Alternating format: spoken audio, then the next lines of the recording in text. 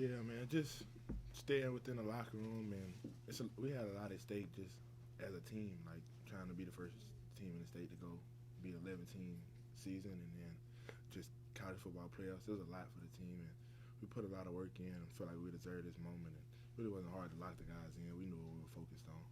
You What guys did have Lane lost. say to you guys after the game? Uh, it was all focused on just like he just asked the question about just us being able to lock in and focus like throughout the week, even with all that noise. He was just commending us on that and focusing on the win the whole time. You guys lost so many starters from last year's team. Here you are. You guys are a lock basically to make the CFP. Would you believe that before the season this team would be 11-1? To be honest, I thought we'd be 12-0. So serious when I say that. Not even joking. Not surprised. Kind of felt it from just the main guys we did have returning. They all had a chip on their shoulder and felt like we all grew up as leaders. And everybody that came in from transfers to young guys, we took them in and showed them what we needed to do to win. How would you describe your emotions walking off the field in the locker room, knowing this may or may not be your last game with Coach K? My emotions were good. I was really just focusing on winning and locking in on the playoffs, man. Like he said, kind of locking that spot in for the playoffs. That's my mind on, and you could tell that's what the team mind's on. Jay, you were here last year, the last dance and all that with that roster, and we're not unable to make the playoffs. What's it say about this team and this roster, what y'all been able to do to get to where you are today? Shows the toughness and like how special this team really is. Glad I'm a part of it and one of the leaders on it. Man, I'm a great group of guys, from the young guys to the transfers. Everybody came in with the mentality to do this and be where we're at right now. So it's not a surprise. It's actually a good feeling. TJ, now that you feel like you are locked in for the playoffs, you got a preference about who you'd like to see or who you'd like to play? Spot the ball. We could play anybody.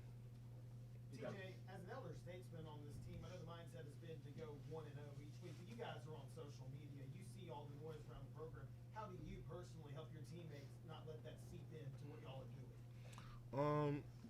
The times we're in the locker room and at practice, really take. I talk to a lot of guys on the side. If I catch a guy sitting by himself, I talk to him by himself, especially the older guys, and just kind of see where their heads at with everything, and just telling them what we got at stake and to keep the main thing the main thing. You feel like y'all done enough to get that home playoff game? Yes, sir. How big is it for you guys to win your last five and catching heat at the right time going into the postseason? That was huge. Just being able to win out, especially losing that one game that we really shouldn't have and didn't want to lose. So that was huge, winning out for sure. You guys probably had a better feel than anybody around him in practice. What is your feel? You going to stay on as coach or is he leave?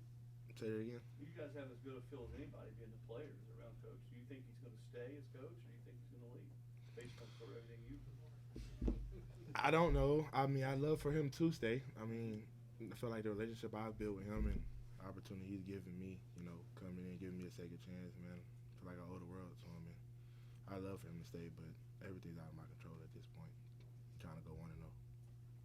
What makes about what it means to see all that powder blue out there, and also the second part of that is the family aspect of this team. I mean, everywhere you look around this team, the family. Talk about that and what that means to you guys as players. Yes, the powder blue on the field was amazing. Seeing all that in the stands and just all the fans coming, that was awesome. And from the family aspect, I feel like that's probably one of the biggest differences in the team from this year to last year, since everybody talks about the team from last year. Just like if you, from the off season, you see everybody in the facility after hours, either watching film or just playing around, playing the video games or things we got in there. Like the entire team's a family, staff to players, and even the surrounding supporting staff. So it's huge, and that's a huge part of why we're winning.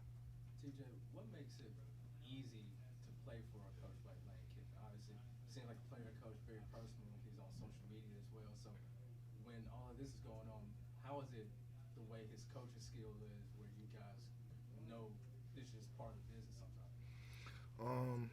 The way he allows us to just be ourselves, and it just, like you said, is a part of the business, and we all understand that. Players have options to leave as well, so can't down them for that and just looking at that option. But just the way he allows us to be ourselves, it allows us to be comfortable. It's one of the veteran guys for this defense. You guys face another dual threat quarterback today. What was maybe your message to Indy after the first quarter in terms of seeing it be a back and forth offensive game? In the second quarter, the game kind of turned on its head. What was your message to your guys after the first quarter?